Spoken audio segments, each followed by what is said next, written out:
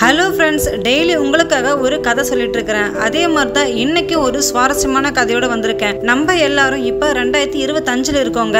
இப்போ நம்ம ஒரு 800 அல்லது 1000 வருஷத்துக்கு முன்னாடி சோழர் காலத்தில் இருந்தால் எப்படி இருக்கும், இந்த கதையை தான் நான் உங்களுக்காக சொல்ல போகிறேன். இது உங்கள் தர்ஷா ஸ்டோரிஸ். வாங்க வீடியோக்குள்ள போகலாம். சென்னை சயின்ஸ் ரிசர்ச் சென்டர்ல டாக்டர் தமயந்தி அப்படின்னு ஒரு சயின்டிஸ்ட் இருக்காங்க. அவங்க ஒரு பிரபலமான பண்டைய தமிழ் நாகரிகங்களையும் கலாச்சாரங்களையும் ஆய்வு செய்யற ஒரு சயின்டிஸ்ட். அவங்க தன்னோட டீம் கூட சேர்ந்து வேலை செஞ்சுட்டு வராங்க. அவங்க கிட்ட பழமையான சோழர் காலத்திலிருந்து கிடைச்ச ஒரு மந்திரக்கல் இருக்கு. அதாவது ஆராய்ச்சியில இது ஒரு கால சக்கரம் அப்படின்னு சந்தேகிக்கப்படுது. ஒரு நாள் அந்த டாக்டர் தமயந்தி அந்த கல்லை பத்தி ஆய்வு செஞ்சுட்டு இருக்கிறாங்க.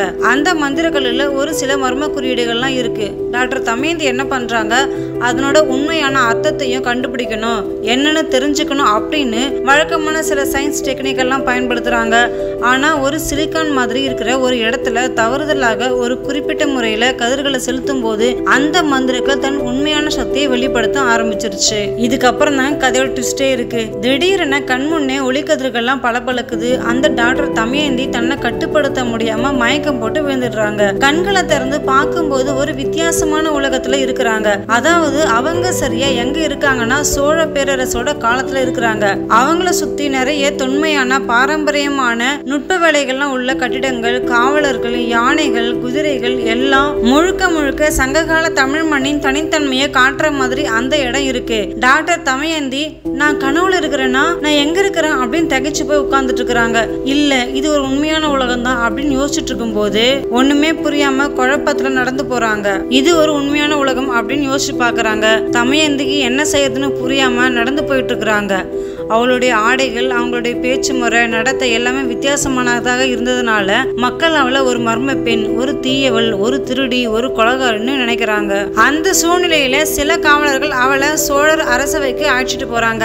அங்க பேரரசர் ராஜராஜ சோழர் உட்கார்ந்துட்டு இருக்கிறாரு. அந்த அரசர், பெண்ணே நீ யாரு, எங்க இருந்து வந்திருக்கிற அப்படின்னு கேக்குறாரு. தமயந்தி நடந்த கதையெல்லாம் சொல்றா. அறிவில் அறிஞராக இருக்கிறதுனால கால சக்கர பயணத்திற்கான உண்மையான காரணத்தை கணிக்க முடிஞ்சது. ஆனா எனக்கு திரும்பி செல்வதற்கான வழி தெரியலன்னு சொல்றா. இப்படி பேசிட்டு இருக்கும் போது அந்த இடத்துல அவள் ஃபியூச்சர் இன்டெலிஜென்ஸை பயன்படுத்தி சிலர் பாராட்டும்படி அரசருக்கு உபயோகமான இன்ஃபர்மேஷன்லாம் சொல்றா. ஆனா அந்த இன்ஃபர்மேஷன் அவளுக்கு ஆபத்தா மாறி போயிடுது. உடனே அரசர் என்ன பண்றாரு, இந்த பெண் மந்திரவாதியா இல்ல எதிரிகளுடைய தூதரா அப்படின்னு யோசிச்சு பாக்குறாரு. அவள் அங்கிருந்து அவசரமாக தப்பிக்க வேண்டிய சூழ்நிலை உருவாகிடுது. ஆனா மாட்டிக்கிறா. இந்த சூழ்நிலையில சோழர்களும் பாண்டியர்களும் சண்டை போடுறாங்க. சண்டை போட்டுட்டு இருக்கும் போது தமயந்தி ஒரே ஒரு வழியை கண்டுபிடிக்கிறா. அந்த காலசக்கர கருவினுடைய மற்றொரு கல்லு அந்த போர்க்களத்துல இருக்கு. தமயந்தி போர்க்களத்துக்கு போறா. அவ பரிதவிக்கிறா.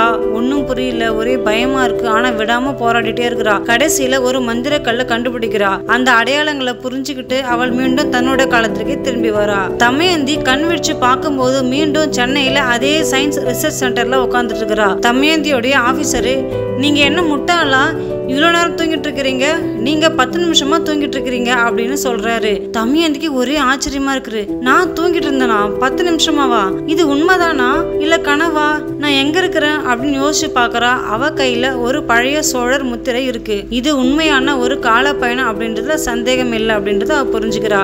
என்ன ஃப்ரெண்ட்ஸ், இந்த கதை உங்களுக்கு பிடிச்சிருக்கா? பிடிச்சிருந்தா லைக், ஷேர் அண்ட் சப்ஸ்கிரைப் பண்ண மறந்துடாதீங்க.